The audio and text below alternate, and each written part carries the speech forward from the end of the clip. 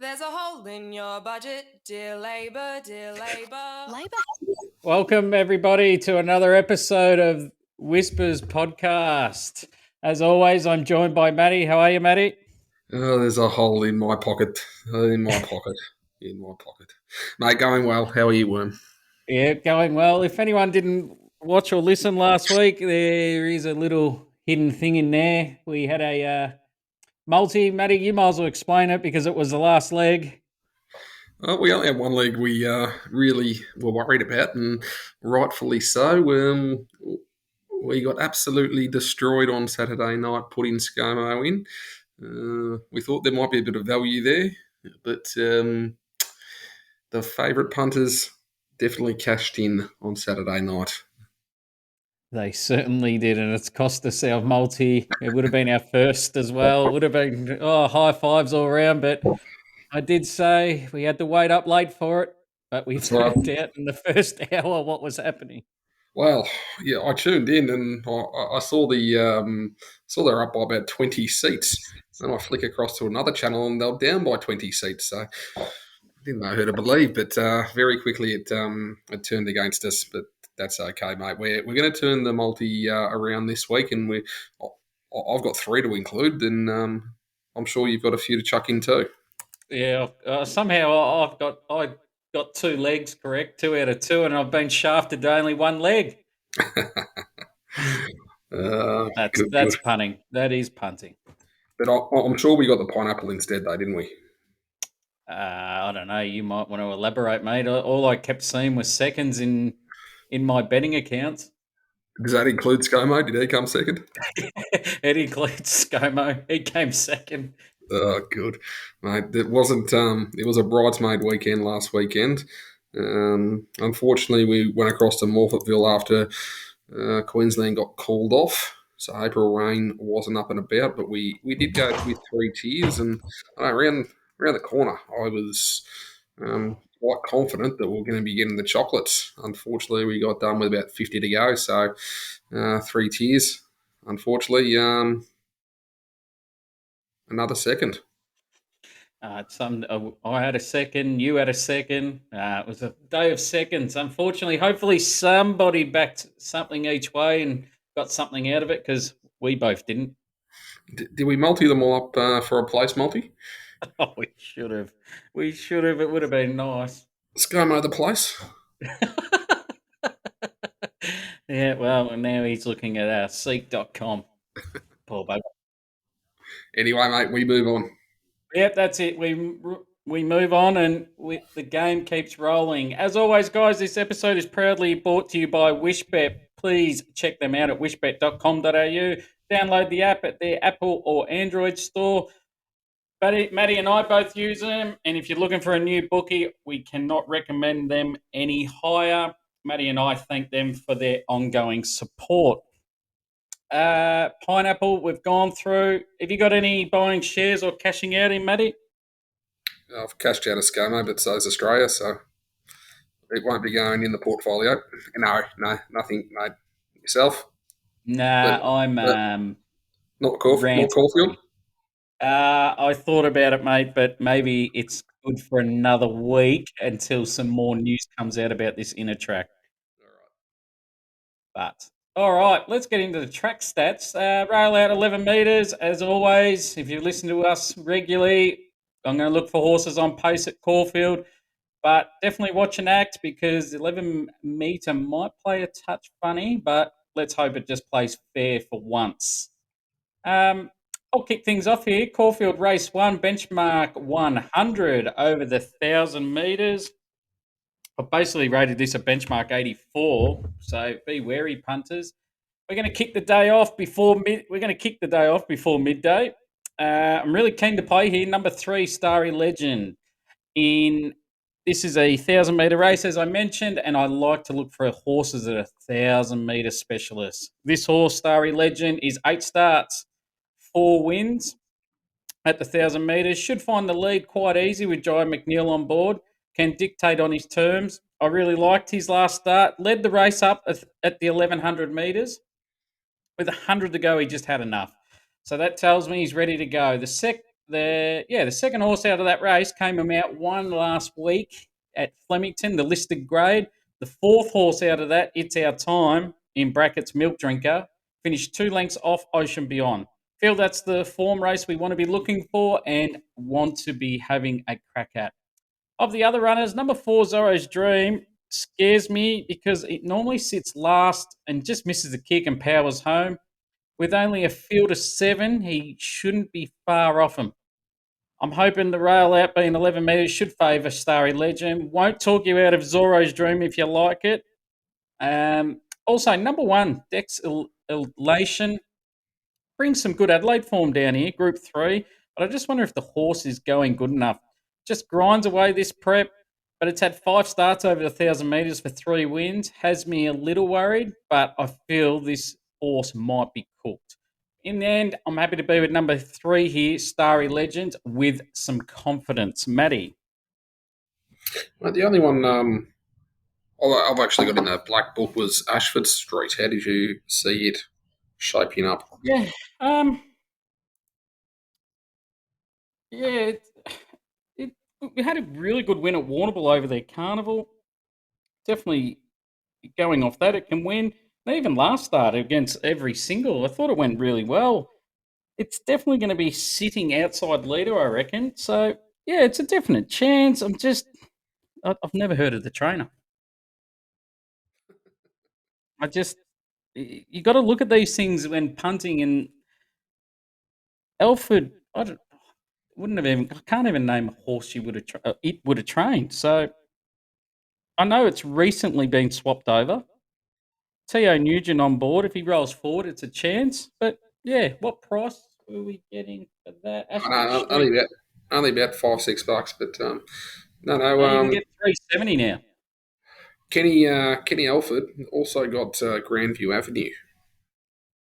Okay, so it's been I know that. Yeah, the colours. So the owners have swapped completely. But outside of that, not much else for Ken. Nah. Okay. Yeah. Right.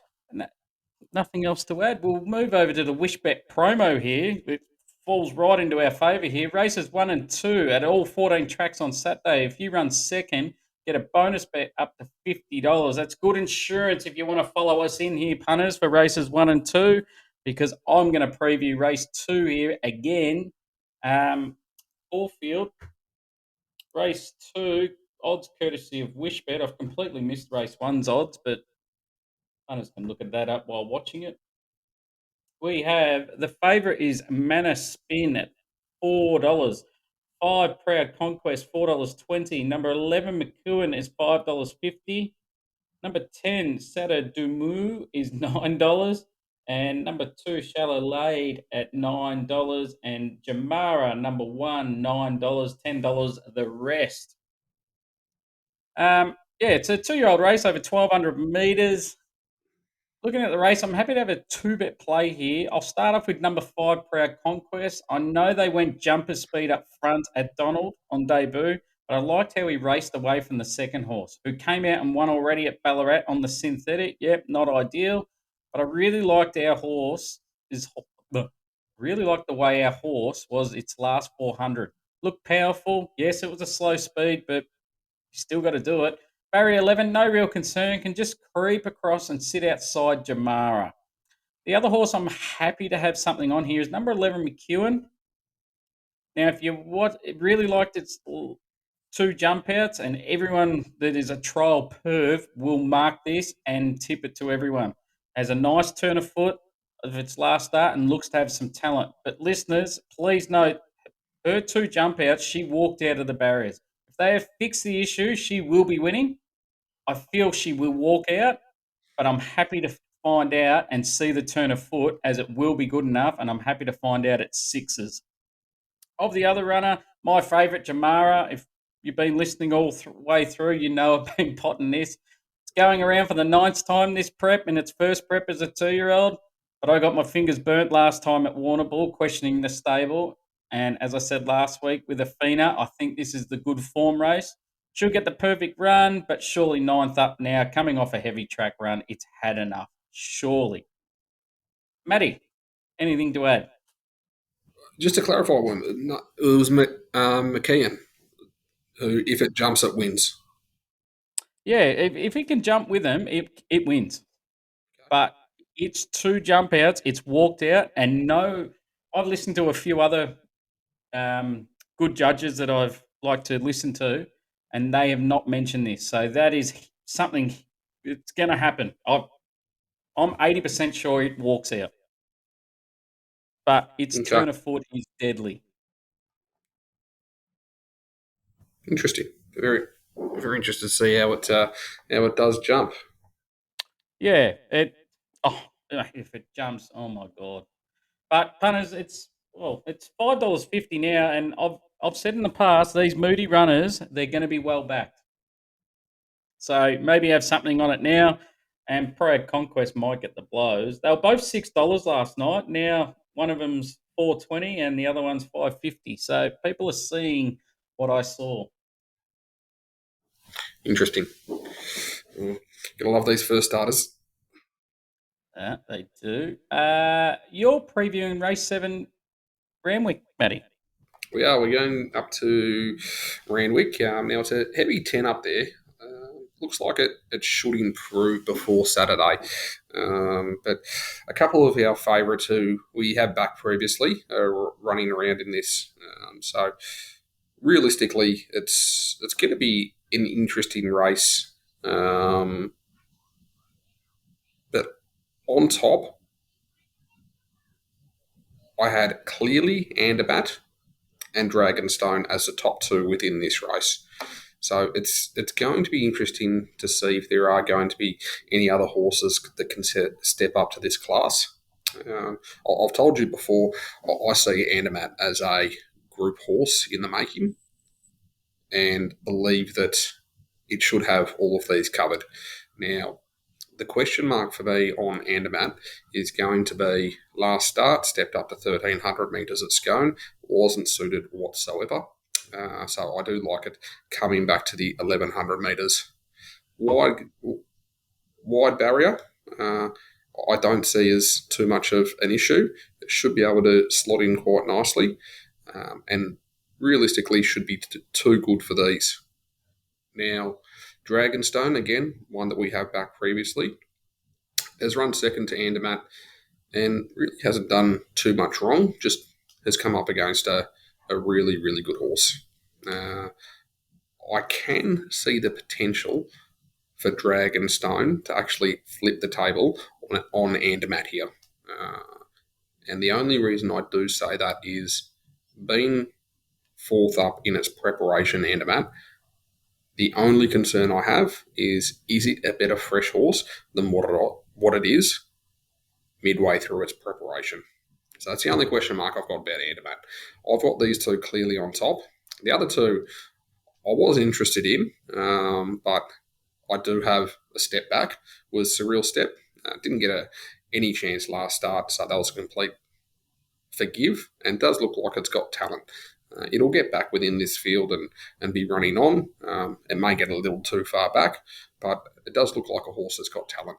And the other one was from barrier number 1, much, much better. So much, much better. It should push forward from gate number 1. And if it's a slowly run race, it might be the one that can get away from them and hold the rest of them off if it's favouring the leaders. So, William, 2 that I've got out in front, Andermatt, Dragonstone. Now, we Quinella'd them last time they both ran, and that's the way it ran. I would suggest a Quinella within this race because the only question mark I've got is, as I mentioned, Andermatt, 4th up, is a better fresh than what it is midway through its preparation. So those 2 in front, and look, depending on how things go, I might have a saver on much, much better, but as I mentioned, Dragonstone, Andermatt out in front for me. Nice. Yep. Do you give Lord Olympus any hope? Yeah, look, it was one I looked at. I think there's probably 3 or 4 behind Andermatt and Dragonstone that have got some chance. I just can't see the rest of them being up to the quality of these two. So, no, look, I see how on its previous runs, how it's in the conversation, but I'm not giving it a chance against these two. No. Yeah, no, fair point. I was on it at Gosford. I think it should have won, and then Scone. It looked to go again really well. $19. I'm happy to, especially might play at the place only just to find out because obviously Andermatt wins from Dragonstone, and then you got every bloke's favourite horse, the face running this week. Wonder if anyone will have any knackers to call that one out at the pub. But no, But mate, look, it'll be another interesting race. But I I like Andermatt back to 1100. It looks like it's going to be well suited. So, look, that's going. It definitely wasn't well suited. I think I've already taken it. I took it at 250 in the early markets, slight deductions, but yeah, I thought that was a price too good to pass up. Beautiful. There you go, punters. There's a really good lead and some confidence. Listeners, if you are listening or watching us, please subscribe to our YouTube channel or your podcast platform. If anyone retweets this episode on Twitter, as a thank you, you will receive my audio race by race thoughts for Caulfield this week. Last week, I told the subs to have a saver on Ladonda V at 60s. How many cents do you reckon I had on that? Surely 5 cents. I had 0. I almost was in the fetal position when it hit the front. But no, if you retweet it, please, guys, I will send it to you on Saturday afternoon. So appreciate your help out there. Around the grounds here, punters, I would get your pens and pencils ready because there is some dead set value coming our way. Matty, you can kick off your around the grounds first. All right, mate. Let's head up to Eagle Farm. We haven't given the Queensland Carnival much love, so we're about to do so. Looks like it's going to be a better track than what it has been previous weeks. So I think it's time to head up north. Race 3 is where we're going to start with Zadani. It looks well suited within this race, and I think you can get around 250 a place, which will be what I'm playing in this. Feel free to have a 1x4 strategy. And Zadani, I think, will be very close to saluting. But again, I'll be quite comfortable taking 4 units on the place at around about 250. We're going to head to race 6 after that, and one that I've backed previously, Flying Crazy, a couple of starts ago when it was around about $10, beat Green Belt and came from behind. And then it raced again at Scone, did something exceptionally similar at around about 13s, and you can get $13 again on Saturday. So I will be on Flying Crazy again. It will be the 1x4 strategy. But I think it's significantly over the odds. Then we'll go to the next race, race 7. Tycoonist. Now, being third up in the Waller camp, I do expect this to improve on its last 2 runs. Gate 7 will suit it down to the ground. And again, it's an opportunity for us at, I think, $10 and around about $253 even for the place. An opportunity, again, for those value punters to play the 1x4. So that's how I'll be playing Eagle Farm. And I do have mine at speculative odds in Sydney. Race 6, King Kappa. King Kappa should have won last start. And if it did, it would not be paying $23 and $6. So I'll be having a nibble from its inside barrier. It should be able to be up in the top 4 or 5. And I would not be surprised if it, at odds, runs a place. So Jeez, I hope Warwick's on it. Warwick. Warwick Kappa. Oh, mate. King. Good. So just to recap, race 3, Eagle Farm Zadani. Race 6, Eagle Farm Flying Crazy. Race 7, Tycoonist. And then Sydney, race 6, King Kappa. Beautiful. Plenty of value there, punters. One of them only has to lob, and we're going to Sizzler. Boom. I'm going to go Eagle Farm, race 9, number 12 on Trevi Air. I feel this horse should have won last start. Basically walked out of the barriers and was the widest runner and just kept coming hard. Thought it was winning at the 100-metre mark. Barrier 7 is a slight concern, but they'll probably just go either the similar tactic or they're probably going to sit midfield 3-4 wide, and then there was some talk they may roll forward. Now, if they roll forward, beautiful. But I feel it's the best horse in the race, and it will be winning at $4.50. Then we'll move over to Caulfield, race 9, number 8, Mr. Exclusive. Has jumped out well for this, and I can't believe the price for this coming off its jump outs. Jump outs look strong, and it looks like it's going to run a big race at the odds. Definitely a 1x3 play at 34s and 10s. Probably get near 60s come race time. So mine is Eagle Farm, race 9, number 12 on Treviere, and Caulfield, race 9, number 8, Mr. Exclusive at the $34 mark. Multi-time. I'll kick things off because I'm got only one. Starry Legend win.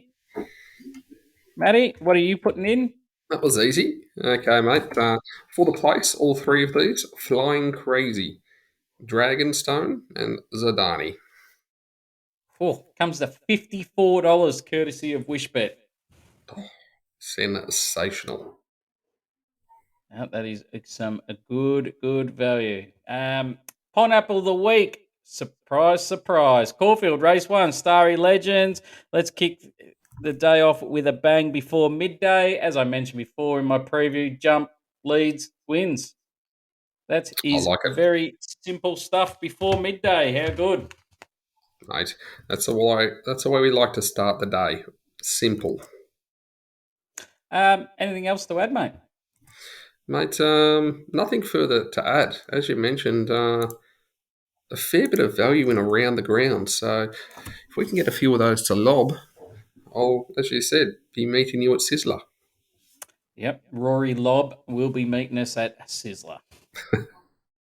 But yeah, that's all, punters. Hope you enjoyed the show. As I said, if you retweet the tweet of this episode, I will send you the audio as a thank you for Caulfield. So get involved, punters, because my subs actually enjoy it every Saturday mid-morning as we find plenty of winners, and hopefully this week is no other.